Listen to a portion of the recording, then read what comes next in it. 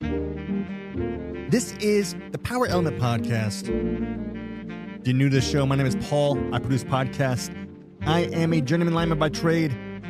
Raul, your host, is a journeyman lineman as well. Currently is the Director of Operations, T&D, here at Sturgeon, California. All right, we are joined in our SoCal studio with a special guest from our parent company, all the way from Maine, Steve Foster. Steve serves as Director of Safety Training.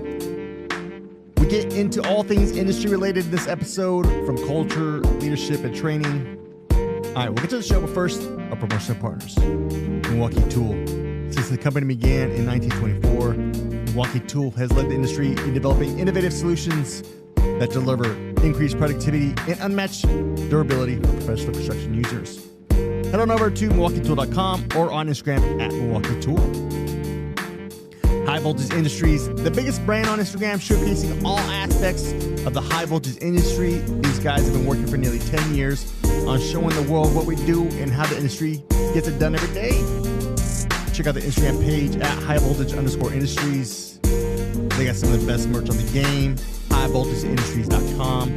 Use promo code POWERELEMENT to get 10% off. All caps, one word. Once again, Power Element, 10% off your order. Get on it. All right. Shout out to Wye Delta, the safety glasses brand changing the game for hardworking crews. Built tough, ANSI certified, and designed to look good on and off the job. Head on over to Instagram at Y_Delta. I like the laid back look. You got the Mad Hook 2.0. If you're looking for something with more protection, you can check out the High Viz. Tons of options. Once again, at Y_Delta on Instagram. Next up, Vomocity. Vomocity treats line workers like industrial athletes, helping crews stay work ready for physical and mental demands of the job. Their platform reinforces readiness, supports recovery, and helps reduce preventable injuries and incidents on the job. Head to Vomocity.com to learn more. I'm a big fan of the Daily 5. Great way to start the day. Also a good thing, kind of midday snack, if you will. Quick reset. Once again, Vomocity.com. Appreciate all hard work. All right, some other promotional partners, Klein Tools. Appreciate you guys. Buckingham Manufacturing. All right, big shout out Daniel Sanchez, a.k.a. DSS Beats on Spotify. Provides us with all of our music. I'll put his info in the show notes. All right, if you enjoy the show, do me a favor. Make sure you're following the show, first of all, on your favorite platform. Give it a like and be sure to share the show. It helps out a ton. Helps the algorithm, gets us some more exposure. It means the world to me. I appreciate you guys so much. Thank you. Tons of good feedback. So excited for 2026. Buckle up. It's going to be a great one. Great year for us. All right. Last but not least, I want to thank the entire Sturgeon, California workforce. Without you, this podcast would not be possible. All right, let's get to the show. The Power Element Podcast. Steve Foster. Enjoy the show.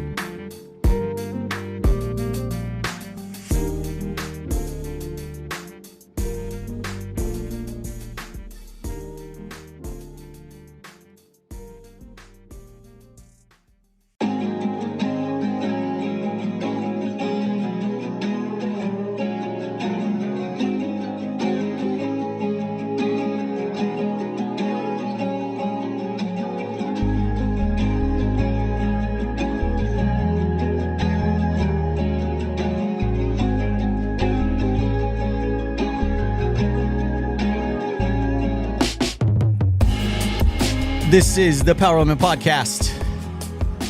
Yeah, we're getting it on here. It's dope. Brand new year. Oh man, it feels so good to kind of hit the reset button a little bit for us all. We can make changes at any point, Paul. We don't need a date, but it sure is nice to hit the reset button on the year, isn't it?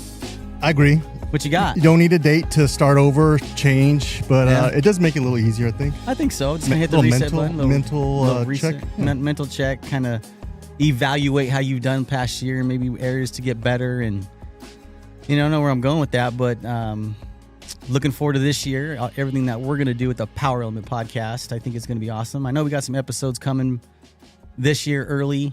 This is probably going to come out a little bit later than the year, but it is New Year for us. So Happy New Year to you, Paul. And this is the last time I'm going to say it too, by the way. You got it. Easy. One and done. I'm fine. Personal goals? What do you think? Maybe for the podcast, you think maybe playing a song for us on your guitar? There's a rumor you can do 4 songs. There's about 4 songs. Well, I can't do the whole entire song for one, but I am playing the guitar now, which is, it's a nice little mind reset, relaxation. I know our guest is into guitars too. So it is, I don't know, I'm past the Twinkle Twinkle Little Star stage, which is cool, but I can't, my family's tired of hearing the James Bond theme and Blister on the Sun and all those normal classic ones you can just do the small riffs to, but I'm actually enjoying it again. Hats off to my guys that got me the guitar. I think it's awesome. So I have fun with it. All right. What about you? What are you going to do this year? Anything different? Yeah, I'm going to break 95. You're going to break 95 break at golf. 95, Good. Yeah. That's a... Might be take some time off. 95. Why don't you go with 90 or something? 95 is... Baby steps. You do small incremental steps. 95 is... You're doing that now. Yeah, I am. So why don't you stretch that goal out a little bit? Like maybe 90. Let's go with 90. Break 90. I'll break 90. All right. You can break 90. All right. I've seen you play. You do pretty good. Thank you. Welcome to the Power Women Podcast, guys. Don't know what episode this is, but I am excited to have our next guest. Came all the way in from Maine, the beautiful weather and area of Maine. We're going to hear a little bit about our guest. What's awesome about our podcast, I think, is anytime we get guests to just pop in here and have a quick podcast, we can talk about the things we are passionate about. Leadership, human performance, culture, driving our industry better, doing different things. Within reason, not shocking the trade up a little bit, but definitely disrupting it slightly to get better. So I want to introduce our next guest, Steve Foster, Director of Corporate Safety Training. Welcome to the show. Thanks, Raul. How you doing? Paul. Yeah, no problem. I'm doing good. Yes. So your first time here in our new studio. Indeed. I have to ask you because you've been following our program and our podcast for a long time. From the beginning, yeah. From the beginning. Episode 1. Yep, the very first one, and we're almost, believe it or not, we're almost a centennial, we're almost 100 episodes, which is cool. But what do you think of the podcast studio? The studio is fabulous. Yeah. One of the things that I commented on, I think everybody does, is it's smaller than it appears. Well, don't tell everybody. It's huge in here.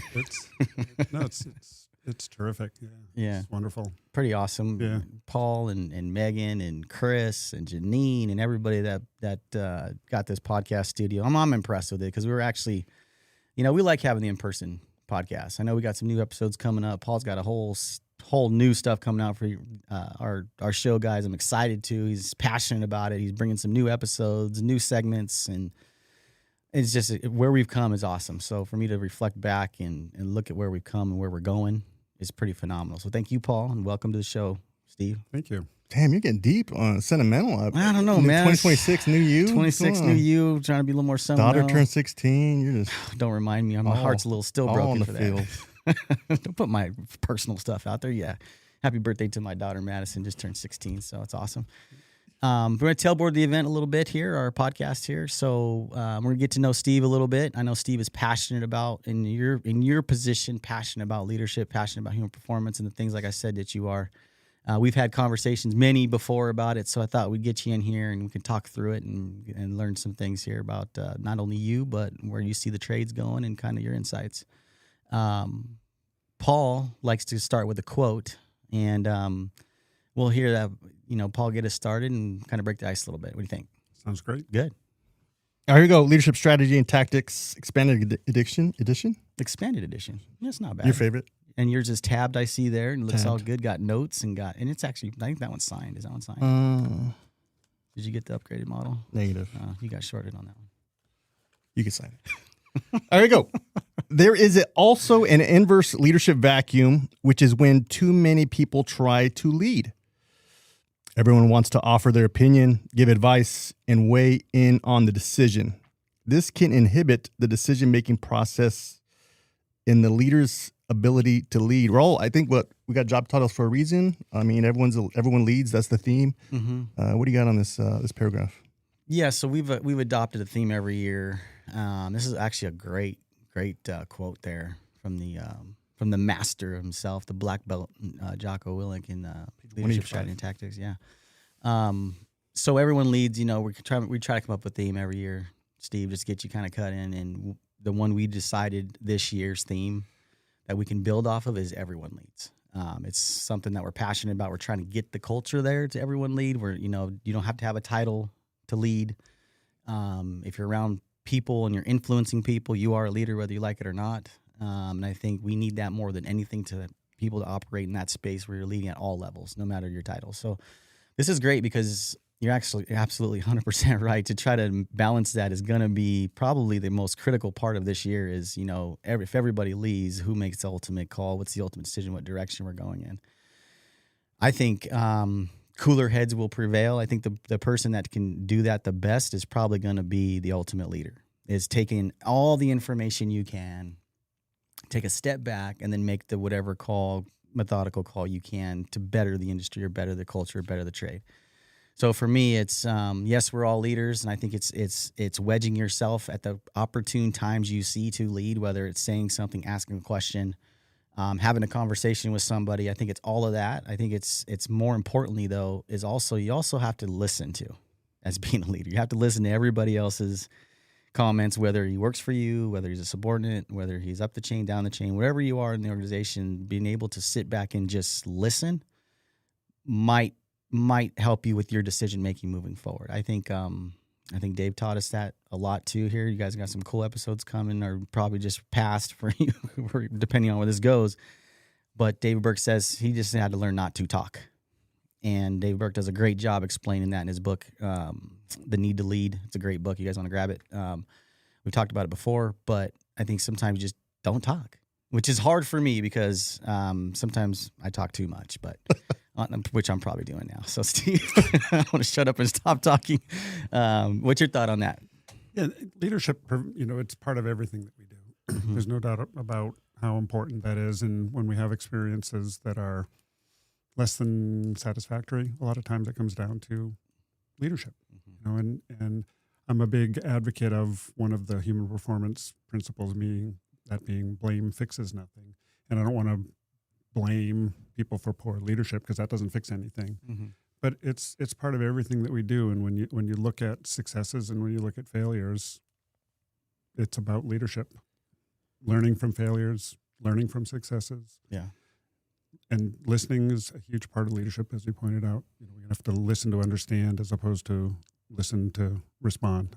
I used to work with a guy, and when you were talking, he'd stare at your lips. And you could tell he wasn't listening to a word you said. He was just waiting for your lips to stop moving so that he could start talking.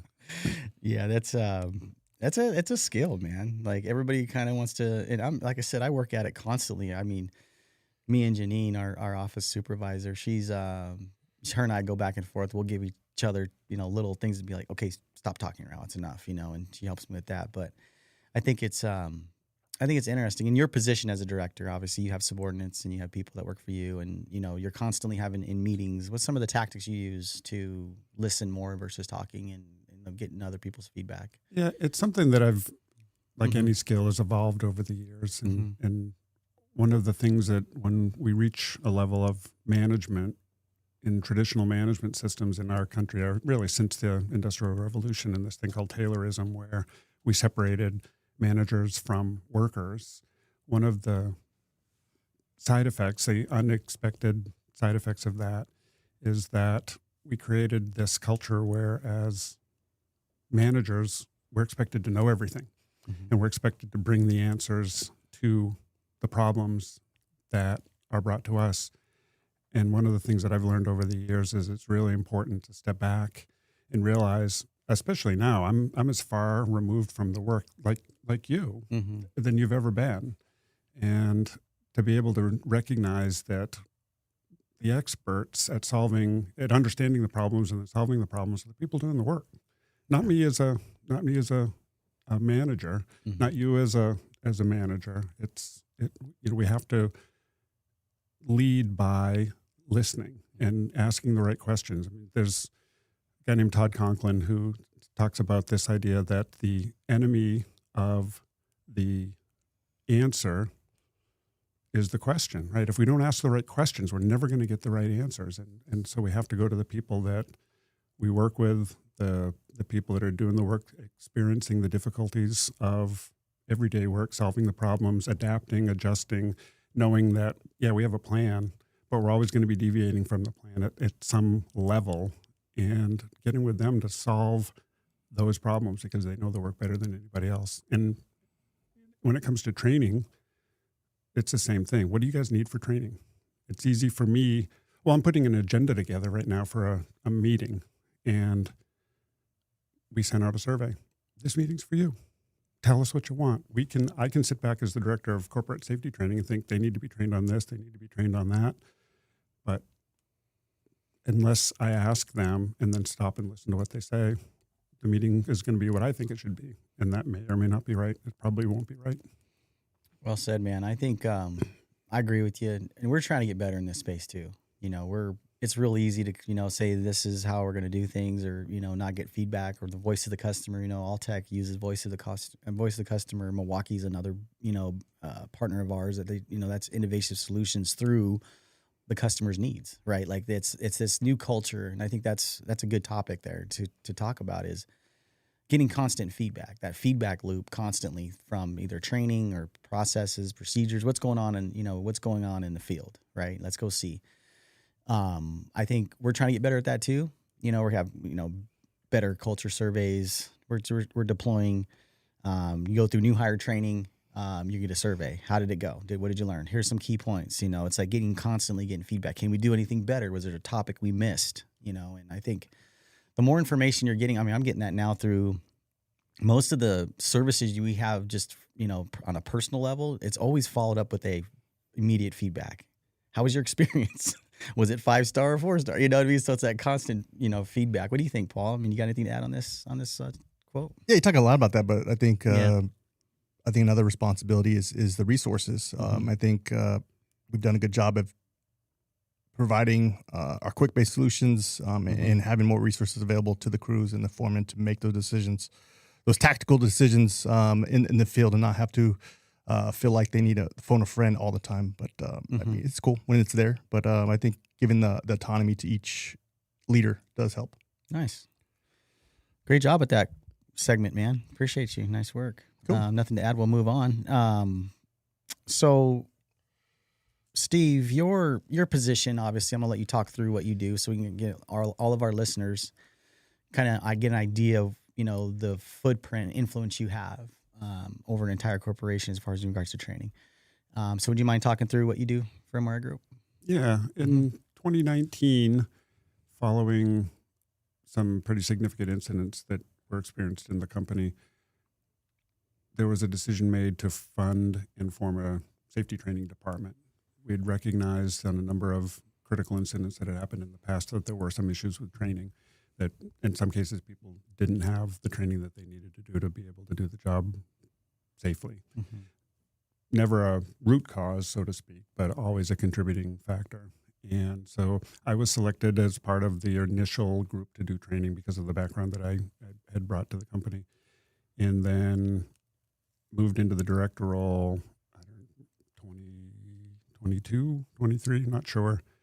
And so our focus is to create and deliver training content to the workforce with regard to safety. And we initially did a lot of human performance improvement training. We did a lot of crane operator certification training. We did some leadership training across the then 12 subsidiaries. Now there's 13. And right now, my team, I've got 3 journeyman linemen that help with the creation of technical training content as well as safety training content. I've got a videographer. I've got a CNI inside wireman, journeyman wireman that helps create content. And we create the content that we think needs to be shared all across the corporation. Every subsidiary has specific needs and interests and things that they need to do, but the corporate level stuff, a lot of it's compliance related, and a lot of it is, we call it back to basics, right? There are certain things that we struggle with because we're a company with humans doing the work, and so we have all of those human problems. And so we try to create training content that helps give our workforce the tools and the skills that they need to be successful, because that's what we want. And so my team is responsible for the annual Back to Basics training, the training calendar for both the CNI and the T&D sides of the company. And we've created just a ton of content videos, PowerPoints, stuff that can be used online, stuff that has to be delivered in person. And we make that training content available at the beginning of the year. And We've become less prescriptive over the years, saying this is what you must do, and now we give the subsidiaries choices. So here are the topics that are available. This is how you get to them, and pick what you need, pick what's relevant, pick what's going to help you solve problems that you're experiencing. So that's the Pretty main, awesome. that's the main goal. It's pretty cool, dude. I think obviously, thank you for your leadership in that department. You know, I've seen a huge, I don't know, I wouldn't say improvement, but it is getting better. There's a ton of, I think, better content. We were talking earlier in my office, and you know, one of the things that I can really appreciate is the flexibility and allowing the districts, you know, from a corporate level. Obviously, there's certain things that have to get done. You know, in the state, there's certain trainings and compliance training we have to get done, and you're not going to get away from those. But have the back to basics. So for all our listeners, Steve's group puts together a nice, I'll call it a menu. I don't know what you call it. It's a menu. It's a menu with tons of topics, all calibrated. You can go in there and pick, you know, everything from safe driving to knife training to pole top rescue. I mean, those are just the name of the few that's on there. There's a ton of them on there. But it gives us, you know, the expectations. Here's your back to basics, you know, menu or, you know, training that you can pick from. But from a high level, which I like, is the intent is X amount of hours to fulfill the actual training for back to basics. So great job putting that together. I know through, you know, executive sponsorship, you know, our executives did a good job, you know, allowing you to kind of get through that space and kind of what that looks like. And obviously having a ton of teams. So just want to thank from our district to the corporation. Thank you guys for what you guys are doing there. That's awesome. What, obviously you see a lot of, millions of man hours. You see different crews, you know, good crews. I don't want to say bad crews, just maybe not as good crews. And, you know, you've been involved in, you know, in incident investigations and across the country, and you've seen lessons learned. Before we get tied into your background as, you know, what drives you through leadership into this position here, just a quick little segue question. What do you think separates the two different crews, in your opinion? You see them crews that are out there that firing on all cylinders, if you will, handling business versus the crews that maybe are a little bit more vulnerable to incidents or injuries. What do you think is a main key factor in that? I think the main factor, big picture factor, is leadership. Yeah. Where we see places like Sturgeon, California, where leadership is a priority, we see different results. We see different actions. We see, like you said, some of the crews that are really dialed in and some of them that are checking the boxes, getting the work done. It really comes down to leadership. But leadership, as you know, is a huge topic in and of itself. And so there is tremendous variability. You know, there's union halls that are super engaged and super involved with their people, and there are others that are much less so. And we really see a difference in those areas. But again, it's all about leadership. Everything, in my view, just comes down to that leadership, whether it's formal leadership, informal leadership, leadership by position, leadership by experience. It's all about leadership. And I kind of teed you up for that because we're going to kind of slide into you getting into and your passion about leadership. I know you're passionate about other things, and you're 100% right, man. I think the difference, the key component, and, you know, it's a part of our culture. We're extreme ownership students. I say all the time, and we're just students. We're learning. Everything we say is not exactly right, not 100% perfect, but we make mistakes, but we are students. And I think leadership solves all problems, all solutions. We've coined that and adopted that as well. And I think it's something we can build off of. So obviously, to give you some credibility for our listeners, you've been around quite a bit. A lot. That's what I'm saying. You across the country, multiple unions, different cultures. Obviously, you have to have a certain type of passion for doing this work. How did you get into the trade, and what drives that passion for leadership? If you want to talk through that, if you could. Yeah, that's an interesting question. I actually grew up in an IBEW home.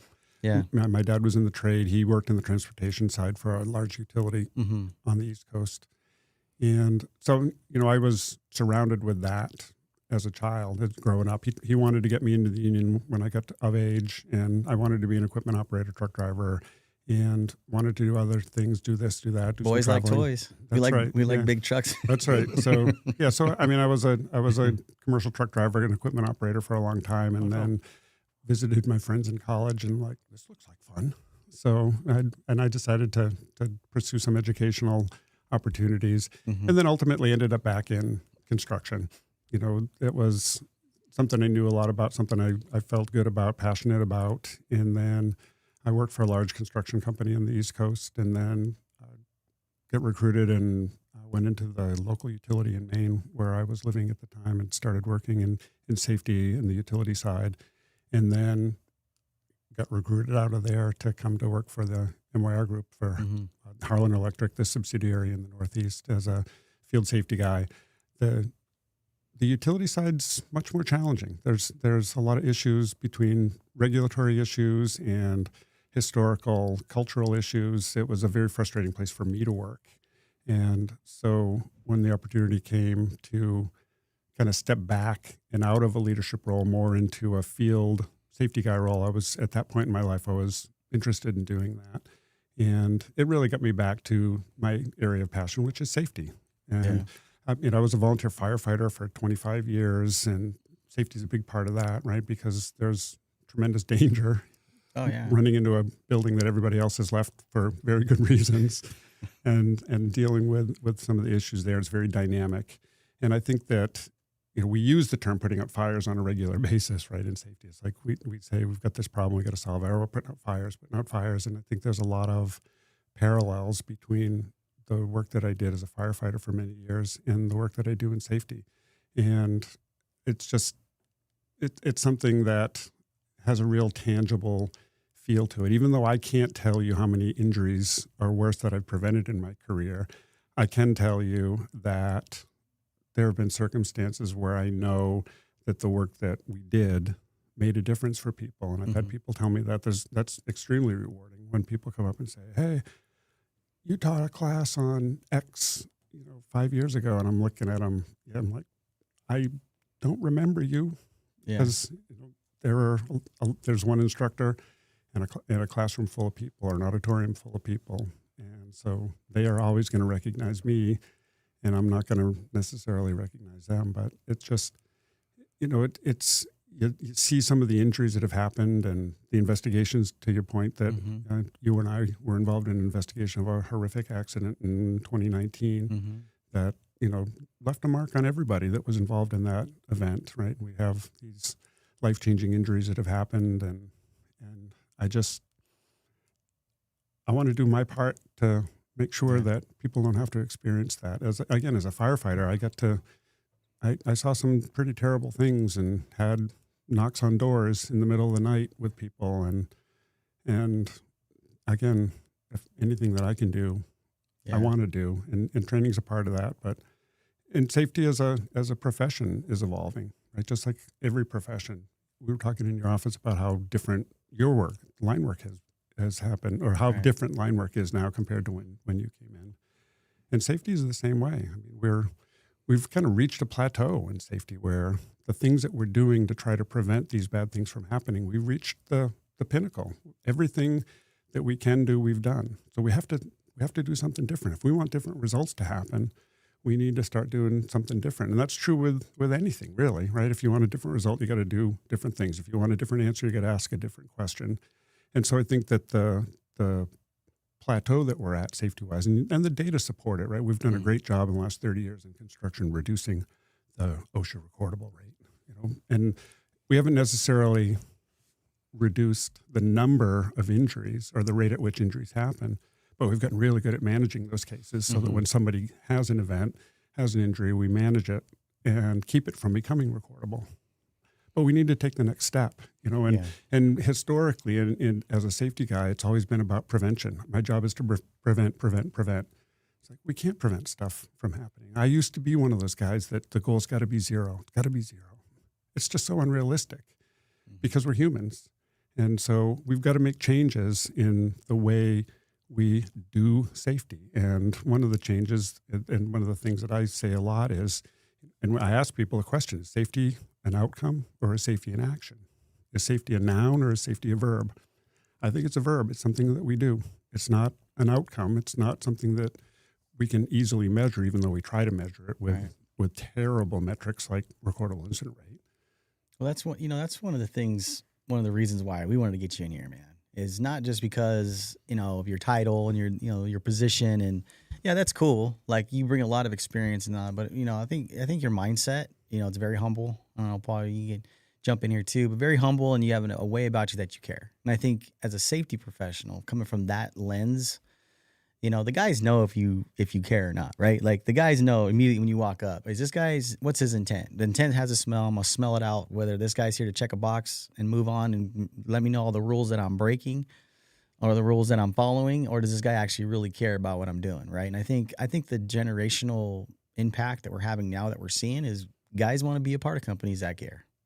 Let's just face it. If the company cares about my well-being, my health, my safety, the equipment I use, the tools I use, the projects I'm doing, and how well I'm doing it, I think that's what the guys care about. So back to you, and you've seen a lot of different companies and crews, and this passion, I think this excitement you have, and the way you have it is, it's kind of infectious. I mean, people want to be that, and people want to be around it, and you came out and you did a OSHA 20, and we're still talking about the OSHA 20 you did in 2020. Like, you did a really good job at that, and I can see why you're put in the positions you are now.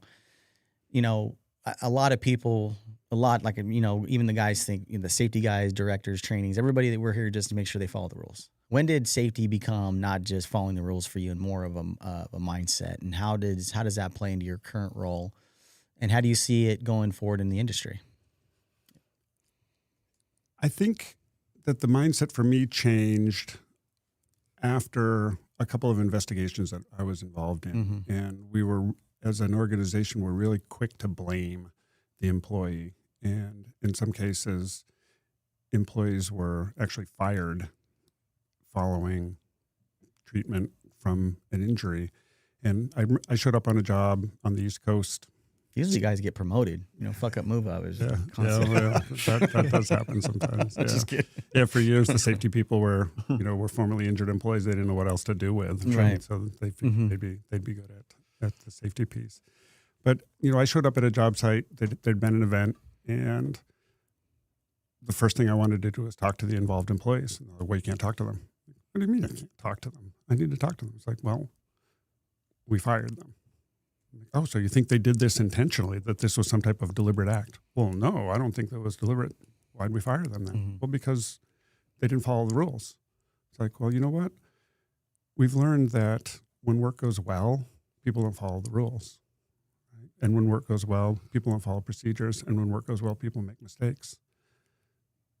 And so if those things are happening when the work is going well, why would we fire people for doing the same thing when the outcome is different, right? When people take shortcuts and the result is success, we call it innovation. Mm-hmm. When people take a shortcut and the result is failure, we call it, insubordination, or we call it some other type of failure, and we fire them, right? We work with human beings. People are going to make mistakes. It's one of the things that we know. And even the evolution in human performance improvement. When I first started doing human performance improvement classes, it was really based on the work done initially by the Nuclear Regulatory Commission and the U.S. Department of Energy. And it was all about identify the situations where you're more likely to make an error, put up defenses, and don't make the error. Well, anybody who's ever made any kind of an error, especially a critical error, they didn't know they were making an error at the time. If they'd known what was going to happen, and that's why we can't predict stuff. Work looks normal right up until the moment that you realize it's not normal. And are there weak signals that we need to look for? Absolutely. Are there error-likely situations, the situations where you're more likely to make an error, that you can be more aware and try not to get caught up in that? But something as simple as complacency. We blame employees for being complacent all the time. Mm-hmm. Complacency is a byproduct of a stable system. Any type of stability is going to result in our human brains going, I don't need to attend to this issue as much anymore because I've mastered it. Playing the guitar. You'll get to a point where you can make chord changes without thinking about them. I ain't there yet, but you can make chord changes without, I ain't nowhere near that, bud. You need to master the fundamentals. The three cowboy chords. Yeah, exactly. So, but you'll get to that point. Yeah. And that's a type of complacency. Our human brain is set up to save energy. And when we're learning something, there's a lot of energy being expended. Yeah. And we're learning and we're figuring it out and we're problem solving. And then when we master that, the brain says, great. I think we need, you're going down this road exactly where I thought we would go is, the concept of, following the rules.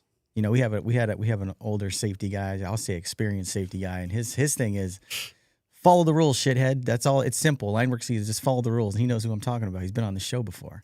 And I always laugh at that because that is the culture where we all came from. Sure. Right? Here's the rule book. It's got, I don't know how many rules you think are in the rule book now, Paul? Lots. A lot. Right? And they're all there for a reason. Our safety manual is 300 pages long. That's my point. There's rules, and then you go into the special committees out there, the secret services of, committees, and there's the corporate, the corporate policies, and trust me, I think they're all great. I think, an X amount of rule because we're going to get better in this space. It's obviously working. I think the culture is getting, but there's a time, I think, where does rules really take in consideration when an experienced lineman gets hurt or an experienced lineman? We're not even talking, let's not even go down the road of inexperience because that has its challenges, right? But now you take an experienced lineman, a tradesman, a craftsman in any trade, and he knows the rules. It's not that he doesn't know them. But then again, those experienced linemen still get injured. So to me, as a culture, we got to fix that problem because now I got the guy I want up in the air or the guy in the vault, the guy performing the work. He's experienced. He's done this before. He knows the outcome, right, wrong, or indifferent. He knows the rules, but he's still getting injured. Why do you think that happens? Because nobody intends to hurt themselves. Nobody intends to hurt themselves. Nobody intends to make an error. Nobody knows they're making an error until there's an outcome. Yeah, and we call it black line, blue line, right? It's work as planned versus work as imagined. And that's something that resonates a lot with the linemen. I'm like, do you ever get plans when you look at them and you go, who designed this? Clearly someone who's never built power lines. Or rolled up a hand line once. Any of those things, right? And so nobody thinks that is going to happen to them. And so what we have to have that's going to be different. I don't think any of us can ever explain why some of these things happen, why an experienced hand can Take make your a best mistake. shot. Take your best shot. Take my best shot. I mean, I think a lot of it is that complacency piece is that they've done it so many times without having any kind of a failure. And they're so confident in the work that they've done because they've never had a failure that they don't think they have to attend to it to the same level that they did when they were learning. So if you're out there, experienced lineman, you have an apprentice with you, and obviously, like I said, he has his challenges, and the younger guys have their challenges, and the human brain we already know this. The human brain can only take so much. We've proven it, and science has proven it. I mean, your daily operations, you go by and you're like, you're just driving. Did I just pass my exit? What happened here? You know what I mean? Like this stuff happens, and sometimes it happens at the worst time doing critical steps. That's right. So if you're, like I said, to give guys a little nugget of information on their way to work this morning or on their way home from work, what is something they can do to overcome that? And how do you think the best opportunity is to keep your mind engaged and to keep it cut in, especially during those critical tasks? What would you offer up as advice? Yeah, I think there's a couple of pieces to it. One is, as I said, we've plateaued on the traditional ways of doing safety. And I think that it's about capacity and it's about energy. So we have to have the capacity to not allow an error to have a catastrophic consequence, right? And that's one of the questions that I've been trying to get our safety people to ask during investigations is how could someone making such a simple mistake have such vast negative consequences? And the answer is because they didn't have the capacity. And in capacity, we've been talking about it for a number of years, and we tend to call capacity, it's failing safely. Well, what does that mean? So if we have people working at height, no one intends to fall. Any person who's ever fallen to their death or had a serious injury didn't intend to fall. They didn't think they were going to fall, didn't plan to fall. And so we know that simply looking them in the eye and saying, do not fall, is not enough. Imagine if it was. How much money could we save? All these expensive harnesses and tie-off points and engineered anchor points and all of this stuff. We could just say, do not fall. And that would be enough. But we know it's not enough. Why do we put up guard structures when we're pulling wire? Well, it's not if the wire falls, it's when the wire falls. We need to protect lower circuits. We need to protect railroads and roadways and things like that. And so if it was enough to say, don't drop the wire, we wouldn't have to do all that. We wouldn't have to take all that time. And when I use those as an example, people go, well, of course we're going to put up guard structures. Of course I'm going to tie off. Of course I'm going to wear PPE. Well, why?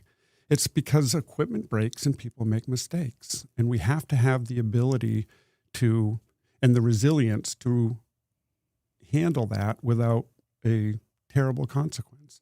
And so it's all about building capacity and then the energy that's present, right? We build capacity based on energy. And the whole energy-based safety thing that we're evolving into is all about that. It's like more energy causes more harm. And all forms of energy are hazards. Mm-hmm. Every single hazard is a form of energy. And it's the same thing. When there's a lot of energy present, you have to do more at that point and recognize that if you make a mistake with high energy and you don't have capacity, you don't have space. Some people call capacity a margin, having a margin for error. In aviation, there's the reason planes don't crash into each other in the air. And if you look at a FlightAware app and see how many planes are in the air at any given time, it's staggering, right? Millions of people fly, and they have a physical margin between airplanes so that if somebody gets off course or makes a mistake in their approach, there's margin there, there's capacity there. And so it's all about capacity. More energy causes more harm, right? I often, when we do energy wheel training, I'll say, can you survive being struck by a Ford F-150 pickup? Which, of course, always brings up the Ford Chevy Dodge thing, right? It's like, well, different conversation, right? Dude, there's no comparison. It's all about Dodge. This guy doesn't agree with me, but yeah. Oh, so I asked that question. He's a Jeep guy. I'm a Jeep guy too. Yeah. Gas goes. I should show you a picture of my '73 Jeep Commando that I've got in the garage. Pause the at show. home. Yeah. Pause. Yeah, pause. We're back. But yeah, again, it's all about energy. Can you survive being hit by a Ford F-150 pickup I like truck? this. I like this concept. Yep. But somebody says, but there's always somebody in the room that says no. And I'm like, are you sure that you can't survive that? And then somebody always asks, well, how fast is it going? Yeah. Exactly. How fast is it going? A truck going 5 miles an hour is going to bump into you, and you're going to be like, what the hell? Yeah. Right? That same truck doing 60 miles an hour, and you're dead. So it's the same thing, and especially in our industry, right? And for the trade, I mean, one of the questions I'd love to ask, and it's going to be part of the new hire orientation, is can we reliably do high risk work? And that answer better be yes. That's our business. We do high risk work every single day, and we do it successfully every single day. And failure is rare, but when failure happens, it's unforgiving. And if we don't have the capacity to make an error in the presence of high energy, electricity, then people are going to blow their arms off, and people are going to get burned, and people are going to die. And so we have to have that capacity built in, and that has to be done at the local level. We can't prescribe that from corporate. Yeah, we've got to understand the overall concept of providing capacity and what does that mean. And there's different types of controls out there to deal with high energy. We call them direct controls and alternative controls. And direct controls are things that we put in place that will either mitigate the energy when it gets released and comes flying at you, or you're far enough away, right? 4-foot shotgun sticks. How long has it been since we took away 4-foot sticks? Why did we do that? Because there wasn't enough room, margin, capacity for when something went wrong for you to be able to walk away from that. Oh, you sure could get grounds off fast. Those grounds were nice. Yeah. Well, and inside a vault, you kind of need them. But I think, this concept, the energy wheel concept and, building in capacity, the margin of error, everything you're talking about, I really like it. Because I would say it's fairly new. I mean, it's within 5 years. I think we've been trying to slowly, implement it. And I like it because it really pulls on our leadership principle of being simple. I think, when I look at it and it's very simple to adopt, it's really specific on these key energy hazards that you look prior to doing the work. I won't list them because they're not that simple. I have to have them in front of me, but they're simple enough for alignment and doing the work to say, okay, here's the energy we talked about. I need to apply, rubber goods, rubber cover because of the energy that's present, right? Or I got to make sure I have a tagline because of the fall hazards or, anything like that. To me, it's simple, even though I say that because I think the concept is supposed to be simple, but it's not always easy to do. It takes, I think it takes reps, it takes practice, it takes, I think it takes a lot of, let's focus on what can kill us, if you will, what can hurt us. And let's identify those, and then the hazards to build capacity, or the hazards to overcome through capacity, building capacity in that when it does fail, right, is what you're saying. Right.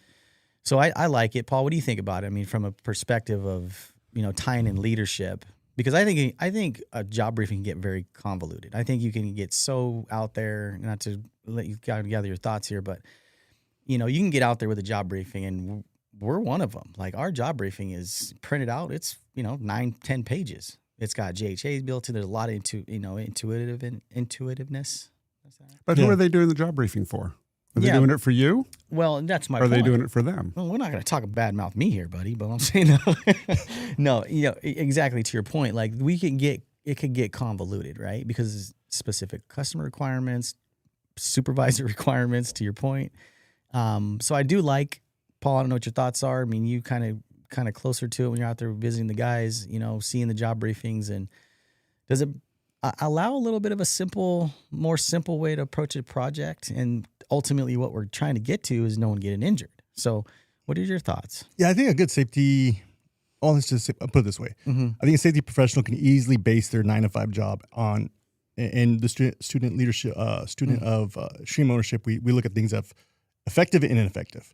So a safety professional might say, if there's 0 incidents today or throughout the year, then I am effective in what we're doing. Mm-hmm. But I think if we look at safety and the effect it can have on culture, and looking at safety culture, it can bleed into more time to develop our leaders, to be more efficient, to build camaraderie, and ultimately build a stronger culture, leading to a more empowered workforce. So I think there's an opportunity to. I think what Steve is saying is key.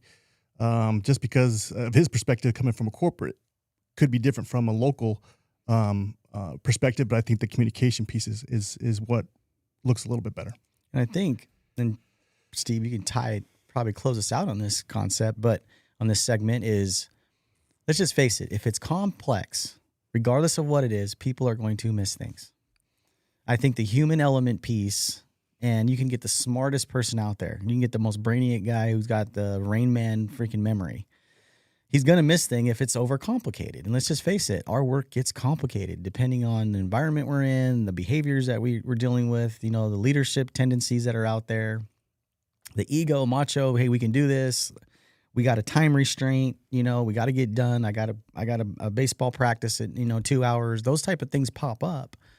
I think if we can simplify the job briefing, simplify the tasks, continue to communicate well, to your point, effectively, 3-way, peer check, and all the human performance tools that are out there, questioning attitude and all them, I think if you can less complicate it, make it simple, we're not going to miss things. I think that's when linemen go home safe, is we can keep it simple, and obviously it's going to take leadership for that. What's your thoughts, Steve? Yeah, we're always going to miss things because we're human, right? And we work in a complex adaptive system. Everything is very complex, and it's nice to simplify the things that we can simplify, but it's naive to think that we can simplify everything. We just can't. Yeah. There's just too much going on, and experience plays a big part of that, and that's why the journeymen have got to be bringing apprentices along. Right, that's one of the things that I've been seeing, and since I've been in the trade, is there's less and less interest on the part of the journeymen once they top out to bring along the apprentices. Like, wait a minute, who brought you along? Right, yeah. And I know that that's a fundamental tenet of the system, but I also think it's a fundamental weakness that I think people like you guys are addressing, because I've heard you talk about that multiple times on the podcast. Right, that's one of the things you can't compromise is training and quality and safety, no matter what the job or task is. Put that apprentice, we got a lineman in the room, listening in, and I'm going to kind of talking to the trade is like, put that apprentice in that same position you're in and help him through it. Like, see what kind of hand you build in. Like, you're going to build a solid hand that's going to be able to maneuver through those complex situations.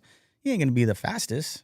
No, there is no doubt in my mind he's not going to be the fastest. But eventually those reps will get him there, and he'll get there to be more efficient. So no, 100% agree with that, man. Yeah. So I mean, the places that we can simplify, or that we really need to, is in the presence of high energy. Right. It's all about the energy and this sticky concept, right? The shit that can kill you. You go out onto a job site, and slip, trip, and fall hazards are important, and all of the different things we put in job briefings. But ultimately, we've done, as I mentioned earlier, we've done a great job reducing recordable incident rates across the industry, but the fatality rates, the rate at which people die at work, is flat for 30 years. People are still dying at the same rate, which means there's actually more people dying, right? Because there's more people in the workforce today than there was 30 years ago, but the rate has stayed the same. So we've got to be out there every day identifying where the stuff that kills you is, because the stuff that kills people is different than the stuff that injures people. Are you serious? That's the same rate? Same rate. Hasn't changed in 30 years. I gotta look It's at that. flat. Yeah, I've got a copy of the graph. We talk about rates across multiple meetings. It seems like, you know, here obviously it's the new year, like we said, and we're talking about goals and, you know, how last year went. And for me, I worry though. I'm going to tell you what I worry about. So right now, not even just a corporation, but I'll just say as an industry, recordable rates are down, lost time is down, but significant injuries are up, right? Like you said, I mean, or it's flat. We can't get better in that space, I'll say. I worry about a couple things. Are we at a spot to where we could almost flip what we're doing, because we're focusing so much now on the serious side? Now we go back to the smaller, I don't say small, because people getting hurt is unacceptable. Like, you know, we're not looking for any of that. But are we almost to a point to where we're concentrating so much on the high energy, high at risk, that some of the smaller, you know, incidents start popping back up? Now that flips. Now we're going up on those recordable and lost time rates, which it could, you know, guys are, you know, back to work at some point. You know, some of the smaller hand injuries, you know, rolled ankles, you know, from that perspective. And then that number still stays the same on the significant injury. So for me, I'm looking at how do we keep it the same? Because I'll tell you what, coming into a year with 0 recordables and 0 injuries is pretty nice. For multiple years, that's something that we can hang our hat on, not just from a customer perspective, but when we talk to the families, that's one of the major components I like pulling on is everybody went home safe today. For sure. For 365 days this year. So how do we keep it balanced, Steve? Like from your perspective, because we got analysts all over us telling the same thing. What is your thoughts? How do we keep a balance on that? Well, first of all, recordable incident rate is a terrible metric for measuring safety because it doesn't tell us anything about how safe we were. It simply tells us about the events that met a certain threshold that we now have to record, right? But how many of those recordables would you trade to avoid a fatality? Yeah, everyone. Everyone. Yeah. Everyone. Every one of them. If we told you that you had to have 5 recordables a year, and if you had 5 recordables a year, that would guarantee you wouldn't have a fatality, bring them on. I'll take them. But doesn't, in your opinion, and I'm not saying like anything against our clients, but you know what the first number of the people are looking at when you go bid a job? I know. It's a terrible metric. So it has zero statistical significance. They're not asking for how many good catches did you do? How many observations did you do? How many man hours of, safety visits you did or trainings you did? How much, what's your culture look like? It's, that's the box. We're going to put OSHA recordable rate there. You're going to put a lost time rate there. Right.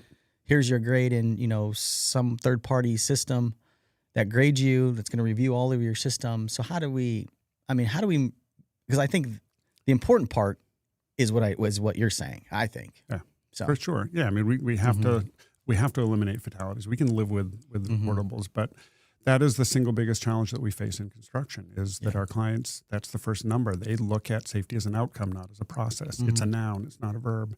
Yeah. And when you look at the statistical significance of it, we know from studies that the predictive value of recordable incident rate from one year to the next and even over time is less than flipping a coin. When you flip a coin, you got a 51% chance of getting it right. Yeah. Right. When you use recordable incident rate to predict the safety of a contractor, when you're evaluating them, there's less than 1% chance. There's less than 1% predictive value in those numbers. And so we've got to find something better. There's a number of things that are being proposed out there, but it's so ingrained in all of the services that we use, the Avetas and the ISN and all of those things that we have to fill those numbers out first. And that's what's most important to our client. We've got to get through, whether it's through EEI or through other agencies, we've got to get through and find a better way to measure. Right? And then even when you look at recordables, right, a broken ankle, our broken leg is the same as 2 stitches. Right, and when you look at severities, right? So you get small companies like even our small T&D company, High Country Line. They have 1 recordable. They're screwed for the year. because they just don't have enough hours to offset that. And so again, it's coming back to the idea of capacity, and so that we can show that we're doing things to keep people from getting killed. Right? That's the most important piece. And if it means a couple of recordables here and there, that's just the price that we pay for admission and staying in business. And we've got to get to the point where we don't have those. And we've got to bring our clients along with us. I don't have the answer to that. I wish I did. And you don't have enough time to solve it because you're retiring in 3 months. I'm retiring in 3 months. And we're not going to solve this in 3 months. No, for sure. We won't. For sure. And I don't even know if it's a solution. I think it's a couple things, man. And I'm just going to shoot it to you straight, and we can talk through it. I think, I don't think we'll ever change our clients, and they're the customer. The customer's always right. Yeah, I hope you're wrong. We always live. But I do think our customers are listening. I think our customers are looking more into how we're performing, not just from a result, but, I would say organically through the whole process, what's your new hire orientation look like? That those whole processes I think are being evaluated in all fairness. But, I think if we can tie in leadership, to preventing injuries and how we evaluate, incidents and how we roll out processes, I think we got to look at ourselves. It's back to our initial conversation of what is really going to stick with the guys. But I also think as leaders, we have the right intent. I think we all want the best for the crews and the well-being of our employees. Like I do, even our customers, right? For sure. But I think there's some things that we do also as leaders that may inhibit that from happening, right? Like we're talking through it right now. Is there any other things we could do better, you think, as leaders to kind of help the field out, get to that goal of, hey, we want you to go home safe. We care about you. We mean it. Here's all the rules and tools and policies, whether simple or complex. Here's here's everything to do, and we're going to give you everything possible. But is there some things you think we can do? I'm not saying we as a company here locally. I'm just saying as an industry that you see across the country that maybe we can do better, just for the benefit of the men. Yeah, I think we need to create an environment where we can involve our people more, because again, our people, the traditional leadership approach with dealing with our crews is that our people are the problem. If our people were just smarter, if our people just cared more, if our people would just follow the stinking rules, all of these problems would go away. And none of that's true. It'd be great if it was. It's just not true. So we have to involve them. We have to ask them questions. We have to be able to create an environment where someone can come to you and bring you news that you really don't want to hear, right? And you've got to have that environment built and involve the crews. We've got to become much more of a learning culture. And when we do incident investigations, when things happen, first of all, we should stop calling them that because they have a negative connotation, right? That they're investigating what happened. We need to call them learning events. We need to go into them. Look, the whole purpose of this meeting is to learn the circumstances that made it okay for you guys to not follow the rules. Why did you think it was okay in that environment? We need to learn and understand that and learn from talking to people, and then recognize that the people aren't the problem. The people, in fact, that do the work are the solution. And if we would just ask them, they'll give us the answers that we need. Paul, you think as leaders, do we just, I'm going to piggyback off this and we'll move on to the next topic, but I want to make sure we get a clear point out there. Is there anything that leadership does that increases the risk versus help the risk from a field perspective that you can kind of coin up a little bit here? Because I think our intent is, as leaders, we have a good intent, but I think sometimes we may increase some of the risk out there, whether it's a new policy, a new, whatever, new training, whatever that rolls out. I mean, what do you think? Do you think there's anything we can do? I don't mean we as a customer. I'm saying as an industry, as holistically, is there something we can do or that we're doing that increases the risk? You're talking leadership, unintentionally. Leadership from a tactical standpoint? Leadership, or even, is there something maybe we're making stuff too complicated? Is there things that we're doing to increase some of the risk versus help the risk? Yeah, I think being the easy button is for leadership and that micromanaging of letting a foreman do their work, letting the crew do their work to a point. But I think letting them develop and grow is a big key within the parameters. Kind of sets us up for success. Yeah. Was that right? Well, yeah. I'm looking for, What do you got? Come on, give me again. No. I'm just thinking there's, certain things I think we have all in good intent. And I a lot of our linemen listen to this podcast. There's a lot of guys, work for us, don't work for us in the industry. I think we're going to make mistakes as leaders. What I'm saying. We're not perfect. We're just as human as everybody else. I think for me, I think that's great what we want to do, Raul. And I'm talking about from a custom, like from a hands perspective. Like, I think this is great. This new tools or new processes.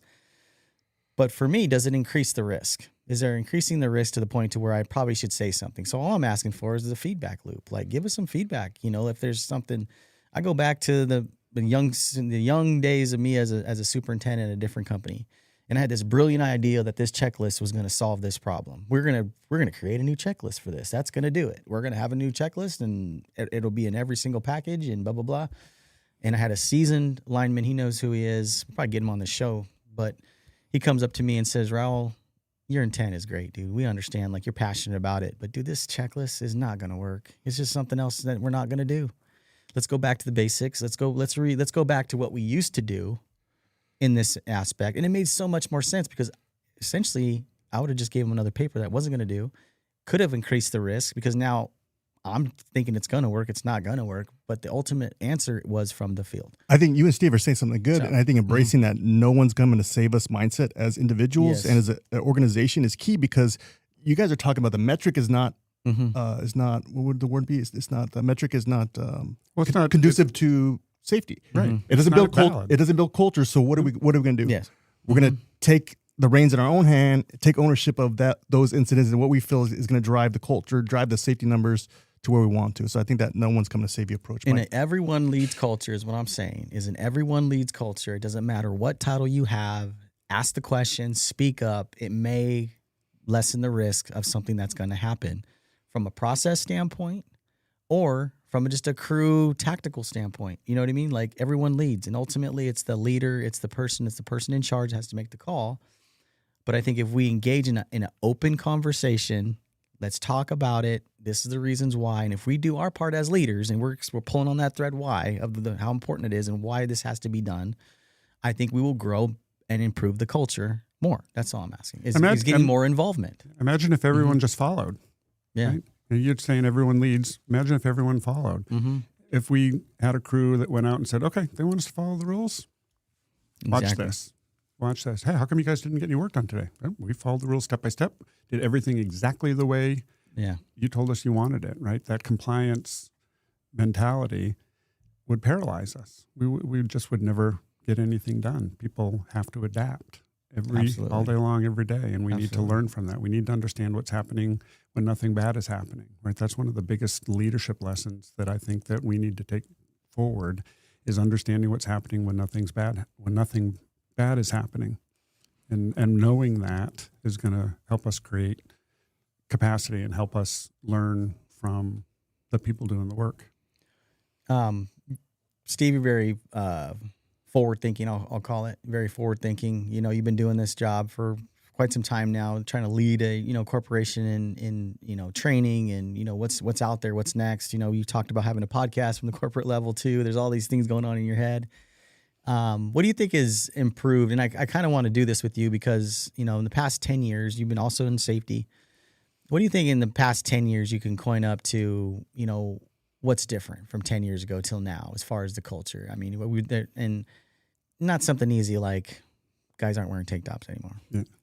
Shit like that. I'm talking about from a culture perspective, and I'm talking industry-wide. What do you think of advanced improvement? Or maybe something that's not improved that we still need to improve in the past 10 years that you can see the difference?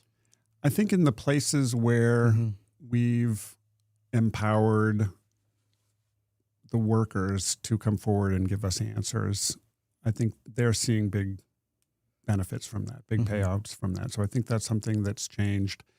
I think that there is more willingness to bring ideas forward and say, why are we doing this? This is the dumbest thing that I've ever heard of. And there are a lot of places where in the past that hasn't happened, right? And I think that even for me, when I get into the electrical trade at the utility in Maine where I worked, which was now 15 years ago, there was still a apprentices are to be seen and not heard, right? Mm-hmm. And you hear horror stories That's still kind from of the old now. days. It is still a thing to some degree, right? Yeah. But the younger people coming into the trade, I think, are less tolerant of that, and a lot of the seasoned linemen hate it, right? They hate that the apprentices are speaking up, and yet that's starting to shift as those younger people move into leadership roles, because the older guys don't, it's not worth $2 an hour to do all of the foreman job or whatever that rate is, depending on where you go. So I think that's one of the things that's changed. I think in training, we're really trying to change from, death by PowerPoint. It's like that, we think that bringing everybody into a classroom that work out in the field with their hands every day and sitting them in front of a screen is going to pass on knowledge that they need to do the work safely. I mean, even a PowerPoint can't be on a resume for a safety guy anymore. It used to be. Can you run PowerPoint? That should be absolutely. My man's here. He's the new director coming in, take your spot. But we should not be asking a safety professional, can you run a PowerPoint? Can you create a PowerPoint? Because I got an AI program Copilot that'll do it in 2 seconds. That's right. That's right. And just being less. That should not be on the resume. It's handy. Being less prescriptive in the training that we're doing. And a great example that you may get a chance to talk to Zach about is the I&I training that we're updating. And it's really focused much less on being prescriptive, that you shall do this, there shall be this number of sticks, there you will do it in this order. And it's really about the work that you have to do, the task that's involved, and bucket and body position, right? That's really what it comes down to. And us at the corporate level trying to prescribe to linemen in California or linemen in Texas or linemen in Pennsylvania exactly what they should do, and that everybody will leave this I&I class saying, okay, this is what we do. It's 3 sticks here. It's 2 sticks there. It's just, we're much more realistic about what really happens out there. And I think that people are going to appreciate it, that we're giving them the opportunity to assess the situation that they're in and do what's best for that situation. Now they have to do it, right? But prescribing 3 sticks of rubber, in the end, if that's what you want, sure, we'll put them up. And then when you come after us and saying why we only budgeted 6 hours for this particular task and you're doing it in 8, it's like, right? We don't have a rubber cover plan with 3, more like 13, 30. Whatever. That's our plan. Right. Understood. Right. If it's on the truck, man, put it up. Yeah. That's what I say. Yeah. No, I think it's that's great, your insight, 10 years previous and kind of where we are going. Now I want to fast forward 10 years. Obviously, you're sitting in your lounge chair. You're probably fishing in Maine. You guys do much fishing in Maine? There may be some fly fishing in fly fishing in Maine. the future. Okay, sure. So we got 10 years, and you check back in on old Zach Brown, your predecessor, and what's going on. What is that 10 years? What are you hoping to hear from Zach in 10 years that the culture has moved into? What are you hoping for to hear out of his mouth when it comes to risk, when it comes to human performance, when it comes to failing safely? What are you hoping to hear? Yeah, I mean, I hope we're at a point where we're not killing people in the trade. Obviously, that we've gotten to the point where we understand enough about the work and about how we create that ability to be resilient, so that people can do this risky work. I mean, this is not a trade I think that's going to be automated, right? We're not going to have robotic arm. I mean, there's robotic arms for live line work now that they use, but that's a very specific task, obviously. We're not going to have, it's not something that we can plug into an AI engine. It's always going to be people doing the work, right, with their hands. And so, I hope that we're at a point where people aren't dying, that we're not having these serious injuries and fatalities, and that we're maximizing the technology from a training perspective, and that people are recognizing the hazards that are out there, the energy sources, and are just not in a position where if they make a mistake, they're going to die. Yeah, that's a great question. I just, it's one of those things where, I fast forward myself in 10 years and where do I hope the company's going to be? Somebody asked me that. It might have been on this podcast. I don't remember, or a podcast. And it's a good question because, where do I want to see it? I mean, I would think for you as well, kind of what we just talked about is, that energy-based safety and building capacity in our projects is part of a culture industry-wide. Right now, I can say it's probably not a part of the culture. I think it's something that some do, some don't. Some think there's value in it. I think get a better, significant injuries are way reduced to your point, like that number becomes 0, along the OSHA recordables, less injuries. For me, it's also a big everyone leads culture for us is everybody's speaking up, and it's a culture of we do this the right way, no matter who's watching. This is the part of the culture, the industry standard. I hope apprentices are still being trained in the way they should be. There's a lot of things for me that I hope in 10 years the trade has gotten to, right? Get a little bit more value from, I would say, partnering with our customers, a true partnership on, what we need as far as work scope. Like the only way we're going to get better is if we have scope and that we can train and we can plan for that. How many apprentices do we need? There's a lot of good communication there. So for me, that's where I'm at. We're going to probably get you out here in a little bit because I know we got up next here. And it's been a pretty good conversation. I think that a lot of good nuggets. We'll kind of leave you with kind of a couple thoughts here. But one of the questions I did have coined for you is, I know you're very passionate about behavioral safety and, the human performance piece. And an alignment listening to it, a crew listening to this, our company listening to this, what are 3 behaviors, in my opinion, or in your opinion, that if you could hardwire into alignment right now, 3 behaviors, hardwiring from day one they get here at this corporation, they sign in no matter where they are across the company, that would help reduce significant injuries, fatalities, OSHA recordables, and just be a overall safest employee out there. What 3 behaviors would you hardwire in to where they would implement? What would that look like to you? Because we're going to work on those. I think that recognizing that humans are all different and people see the world differently is if everybody understood that, a checklist isn't going to solve the problem because it worked for you, doesn't mean it's going to work for everybody else. So I think it's a skill of understanding that everybody's different. Everybody brings a different viewpoint to the job, I think is really important. We just all see the world differently, right? And anyone who's married, right, knows that, in different conversations, you're just like, why do you think that, right? I've had those conversations with my wife on a number of occasions, and it just really made me realize that I see the world very differently than she does. So I think that that's a skill that would be really, really beneficial for people to have. I think the ability to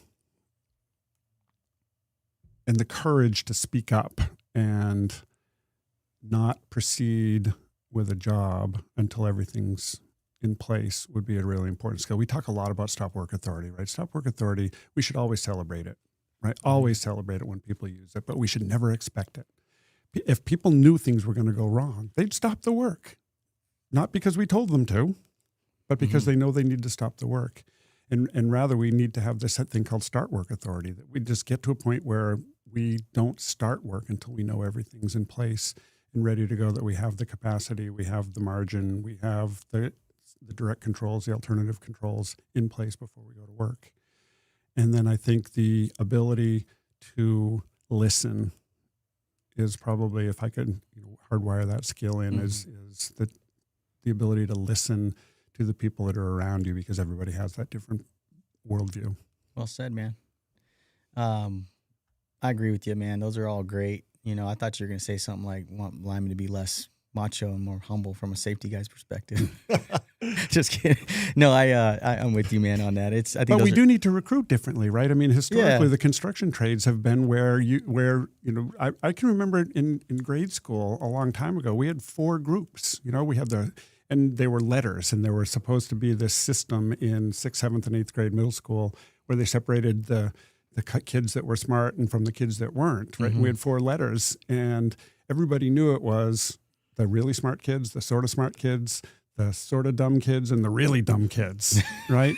And now, what school did you grow up in, bro? I'm telling you, it was brutal. That sounds like San Quentin or something, bro. Yeah. That sounds like some Hard Knocks life. But I mean, I think if you go to a guidance counselor in high schools across the United States now, and you talk about what they want for the kids, what is it? You got to go to college. Got to go to college. Got to go to college. Got to go to college. Yeah. And it's like, if we could put half the effort that we put into recruiting kids and telling them that they're college-bound material or whatever into the trades and make the trades attractive to people. There's some really smart people in our trades, right? I used to work with a carpenter that I was working on a project, and I'd ask him the question. He's like, bring me the print. And he's like, don't you see it? It's right there. I'm like, all I see is a bunch of blue lines. He saw it in 3 dimensions, right? And he looked at me, he's like, who's the smart one now, college boy? Right. Yeah. And so I think that's one of the things that we need to do is we need to get into the schools and make people or get people to understand that this is a heck of a good way to make a living, man. And we need those smart people. Heck yeah. Well, we're going to get you out of here, man. Paul, did you have fun? Yeah, that was good. You have good? Mr. Foster, it's a pleasure having you on. You'll be a void when you retire, but enjoy your retirement. Yeah. Get some fly fishing. Yeah, for sure. Never some traveling to do. Yeah, got some travel, big plans. Yeah. Any final comments when we get you out of here? Well, no, I mean, I it's been a while since I've been out here, and bringing Zach out, who's one of the newer guys on my team. I told him right from the start, I said, you're going to be really impressed with the operation out here, and I always appreciate the efforts that you guys go to welcome us and make us feel welcome and bring us into the podcast and our little swag bag that we got. So appreciate all of that. But yeah, no, I feel like I'm leaving the world a better place, right? The world being the company, right? When we started in 2019, we were building the plane while we were flying it. And I feel really good about where we are compared to then, and really feel like it's made a difference. And any good safety guy, and I've been around good ones and bad ones my whole career, but the good ones always are the ones that care. And so I think that I cared, and I think that we did some good stuff. So I'm pretty proud of that. Awesome, dude. I again want to thank you for coming in. All the way from Maine. You got a couple days of visiting us, and get to go out to the yard tomorrow and visit our talented group out there in the yard. Get to see our talk to our superintendents and our project managers and our general foreman, our foreman. The guys turning the wrenches, visit some crews hopefully. So thank you, dude, for coming. Yep. Wish we could have gotten some better weather. Oh, it was 23 degrees and 8 inches of snow on the ground when I left, and flying it was green. Beautiful. I think it's 65 degrees. It's cold over here, man. I know. I'm outside practically in shorts, and you guys are putting hoodies on. I had a hoodie and a balaclava on this morning, dude. I was so cold. No, I appreciate it. Yeah. So thanks for having me. Yeah, thank you. Okay. We're going to get out of here. Paul, thank you. Nice job as well. Appreciate Keep it up. Want to thank the entire Sturgeon Electric California workforce. Without you, this podcast is not possible. Thank you, guys. If you like this podcast, share this podcast. Please give us a like, give us a follow. Paul loves the algorithms. It's one of his highlights every year to see. Helps him out. Helps us grow this message of leadership, of everyone leads, and the culture of everyone leads. So appreciate you guys. We talk about attracting talent. This is the way, new intuitive way. We talk about meeting people, the talent where they're at, podcasting, multimedia, media is my soapbox. That's the future. I'm going to turn my mic off. No, I'm going to turn your mic off. You're good. All right, we'll keep going. I want to thank our promotional partners. Can you flash them up on the screen? Yeah. You got some? We're going to make it a little easier on me. We'll start off. It might take me a minute. Let's see what we got here. We'll start off. This podcast has got some innovation, but Paul has to run the whole thing from his phone, which is kind of cool. I was thinking. Yeah, I got to thank High Voltage Industries. They're coming out with some killer swag. We got some new swag coming from our company, actually, some executive type shirts for our general foreman. Thanking our guys out there. I think you guys will like that. I've got to thank Milwaukee Tool. Milwaukee Tool, always present during our industry conferences, helps out at our JTCs, helps us out here locally. Milwaukee Tool, Steve and Mike and all the boys out there. I mean, we're rolling out a new hard hat too, which is kind of cool this year. The new helmet, Type 2 helmet that's out. The bolt-on system with Milwaukee Tool. Rolled that out to our guys, and our guys are liking it. I'm just telling you, look out. We're gonna change the game industry first here at Sturgeon Electric. Not shying away from the innovation, that's for sure. Klein Tools, don't know if you know this, Steve, but Klein Tools helps us out with Crew of the Month. Sponsors that, so a little hiccup there. Where's DSS Beats when you need them? Man, your outro was a little longer than normal. I'm sorry. And then finally, I'll get you guys out of here. Wye Delta helping us out with our safety glasses and all our professional needs. Appreciate you guys over at Wye Delta. Thank you guys. Be safe, be fit for duty, and let's create a culture of everyone leads. Thank you guys.